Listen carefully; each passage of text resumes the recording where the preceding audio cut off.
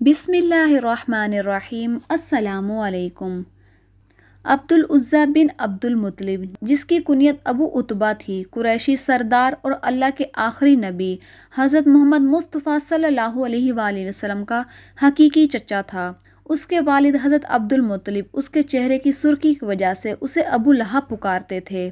جب ابو لہب کو کسی نے بتایا کہ آپ کے چھوٹے بھائی عبداللہ کے گھر بیٹا پیدا ہوا ہے تو ابو لہب بہت خوش ہوا۔ اس نے اپنی ایک لونڈی صوبیہ کو آزاد کر دیا۔ ابو لہب اسلام کے بڑے دشمنوں میں سے ایک تھا۔ جب حضور صلی اللہ علیہ وآلہ وسلم نے اعلان نبوت کیا تو ابو لہب نے سخت مخالفت کی۔ آپ صلی اللہ علیہ وآلہ وسلم کی شان میں گستاخی پر اتر آیا۔ جب خدا کی طرف سے رشتہ داروں کو دین کی دعوت دینے کا حکم ہوا تو آپ صلی اللہ علیہ وآلہ وسلم نے کوہ صفا پر چڑھ کر قریش والوں کو پکارا۔ جب سارے اکٹھے ہوئے تو آپ صلی اللہ علیہ وآلہ وسلم نے فرمایا کہ اگر میں آپ کو کہوں کہ اس پہاڑی کے پیچھے سے ایک لشکر تم پر حملہ کرنے والا ہے تو کیا تم میری بات پہ یقین کرو گے؟ سب نے آپ صلی اللہ علیہ وآلہ وسلم کے حکم پر لبیک کہا کہ آپ صلی اللہ علیہ وآلہ وسلم نے ہمیشہ سچ بولا ہے۔ اس کے بعد آپ صلی اللہ علیہ وآلہ وسلم نے فرمایا کہ میں خدا کے حکم سے تم کو ایک سخت عذاب سے آگاہ کرنے آیا ہوں جو دشمنوں کے حملے سے بھی زیادہ خطرناک ہے۔ جب آپ صلی اللہ علیہ وآلہ وسلم نے یہ الفاظ فرمائے تو ابو لہب نے آپ صلی اللہ علیہ وآلہ وسلم کی مخالفت کرتے ہوئے حضور صلی اللہ علیہ وآلہ وسلم کو بہت برے الفاظ سے پکارا۔ اس پر سورہ لہب بھی نازل ہوئی۔ جب حضور صلی اللہ علیہ وآلہ وسلم پیغام خدا دیتے تو ابو لہب آپ صلی اللہ علیہ وآلہ وسلم کو برا بھلا کہنے لگ جاتے کہ یہ جھوٹا ہے جو اپنے آباء و اجداد کے دین کو چھوڑ کر اپنا جھوٹا دین پھیلا رہا ہے۔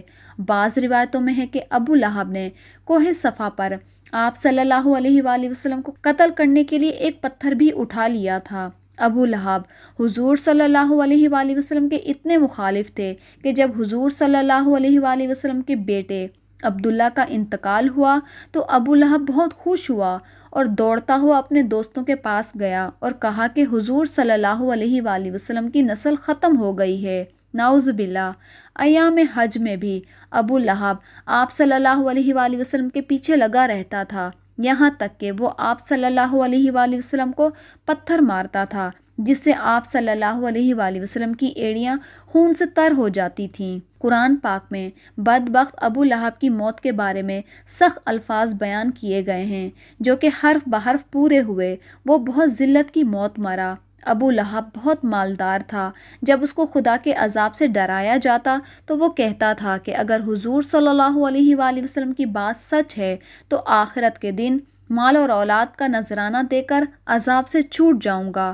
ابن اسحاق سے بھی روایت ہے کہ جب ابو لہب کی بیوی جمیل کو پتہ چلا کہ میرے خاوند کے بارے میں سورت نازل ہوئی ہے تو وہ ایک پتھر لے کر آپ صلی اللہ علیہ وآلہ وسلم کو مارنے کے لیے مسجد حرم میں پہنچ گئی۔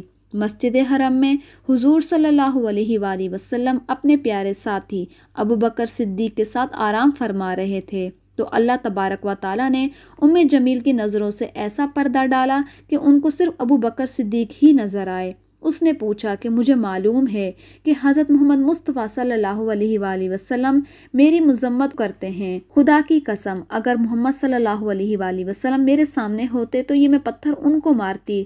وہ دشمن اور مخالفت کی وجہ سے حضور صلی اللہ علیہ وآلہ وسلم کو مذموم کہتے تھے۔ یہ کہہ کر وہ واپس چلی گئی۔ قریش والے جب مذموم کہتے تو آپ صلی اللہ علیہ وآلہ وسلم فرماتے، اے لوگو، اللہ تعالیٰ نے کس طرح ان کو صبر و شکم مجھ سے پھیر دیا ہے۔ وہ مذموم کو برا بھلا کہتے ہیں، میں تو محمد صلی اللہ علیہ وآلہ وسلم خدا کا آخری رسول ہوں۔ ابو لہب قریش کا مالدار آدمی تھا۔ اس کا سودی کاروبار بہت وسیع تھا۔ وہ لوگوں کو سود پر چیزیں دے کر خود منافع حاصل کرتا تھا، یہاں تک کہ اس نے خانہ کعبہ سے سونے کا ہرن چوری کر کے بیچ دیا تھا۔ ابو لہب کی اولاد بھی حضور صلی اللہ علیہ وآلہ وسلم کی بہت دشمن تھی۔ ابن اسحاق لکھتے ہیں کہ ایک دن ابو لہب کے بیٹے عتبہ نے یہ ٹھان لیا کہ وہ محمد صلی اللہ علیہ وآلہ وسلم کے پاس جا کر ان کے رب کے بارے میں بری باتیں کہہ کر ان کو اذیت پہنچائے گا۔ عتبہ بدبخت نبی پاک صلی اللہ علیہ وآلہ وسلم کے پاس آیا اور بہت سخت کلامی کی، اور سب سے بڑا جرم یہ کیا کہ اس حضور صلی اللہ علیہ وآلہ وسلم کے چہرہ انور کی طرف تھوکا، لیکن وہ ناپاک تھوک وجہ اثر پر گرنے کے بجائے دور جا گرا۔ اس کی گستاخی پر حضور صلی اللہ علیہ وآلہ وسلم نے دعا مانگی، اے اللہ اس پر اپنے کتوں میں سے کسی ایک کتے کو مسلط کر دے۔ عتبہ اپنے خیال میں بڑا کارنامہ سر انجام دے کر اپنے باپ کے پاس گیا۔ ابو لہب نے پوچھا، پیارے بیٹے تم نے اسے کیا کہا ہے؟ اس نے بتایا کہ میں نے اس کو یہ کہا ہے۔ اس نے پوچھا کہ اس پر محمد نے کیا کہا؟ عتبہ نے بتایا کہ اس نے یہ بد دعا دی ہے۔ یہ سنتے ہی ابو لہب کا رنگ سرخ ہو گیا، کیونکہ وہ جانتا تھا کہ محمد صلی اللہ علیہ وآلہ وسلم کی کوئی بھی دعا ایسی نہیں جو قبول نہ ہوئی ہو۔ اب وہ پل پل اپنے بیٹے کا خیال رکھتا۔ ابو لہب ایک دفعہ ایک قافلے کے ساتھ شام روانہ ہوا۔ راستے میں ایک جنگل میں گرجا گھر میں انہوں نے پڑاؤ ڈالا۔ جنگل میں خوفناک جانوروں کا خطرہ تھا، تو ابو لہب کو بار بار محمد صلی اللہ علیہ وآلہ وسلم کی بد دعا یاد آتی رہتی تھی۔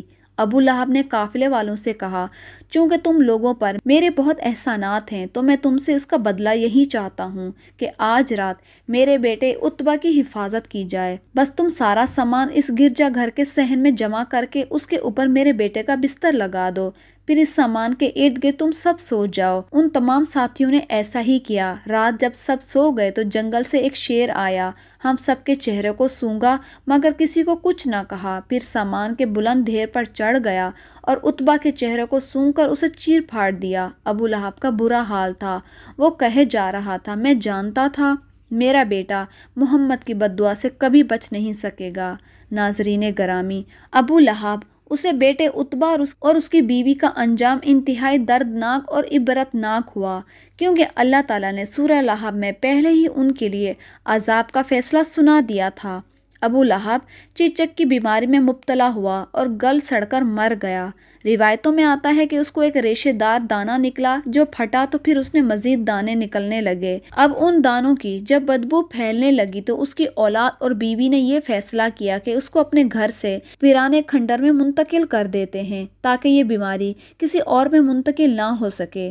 اسی بیماری اور بدبو اور اذیت میں 7 دن رہنے کے بعد ابو لہب جہنم واصل ہوا اور ان کی لاش 3 دن پڑی رہی۔ کوئی اس کے قریب نہیں بھٹکتا تھا۔ لوگوں کو ڈر تھا کہ جو قریب جائے گا اسے وہ بیماری لگ جائے گی جس سے وہ مرا ہے۔ جب بدبو پھیلنے لگی تو لوگوں نے ان کے اہل و عیال کو آر دلائی، اس پر انہوں نے ان کو لعن طعن کیا۔ اس پر انہوں نے ان طعنوں سے تنگ آ کر کچھ حبشیوں کو اجرت دے کر لاش اٹھوائی، جنہوں نے اس لمبی لکڑی پر رکھ کر ایک گھڑے میں پھینک دیا اور اوپر سے دور کھڑے ہو کر یوں پتھر پھینکے جیسے اسے رجم کیا جا رہا ہو۔ اس کی بیوی جو جمیل کے نام سے معروف تھی، ابو سفیان کی بہن تھی، اس کا نام عروہ بن حرب تھا، وہ بھی ایڑیاں رگڑ رگڑ کر مری۔ اللہ تعالیٰ نے ارشاد فرمایا کہ اس کی گردن میں مونج کی رسی ڈال کر اسے جہنم میں پھینک دیا گیا ہے۔ وہ اپنی قیمتی ہار پر فخر کیا کرتی تھی اور ڈینگیں مارتی تھی کہ یہ میں قیمتی ہار بیچ کر محمد کی مخالفت میں لگا دوں گی۔ اللہ تعالیٰ نے اس کی گردن میں وہ توق ڈالا جس سے شیطان بھی پناہ مانگتا ہے۔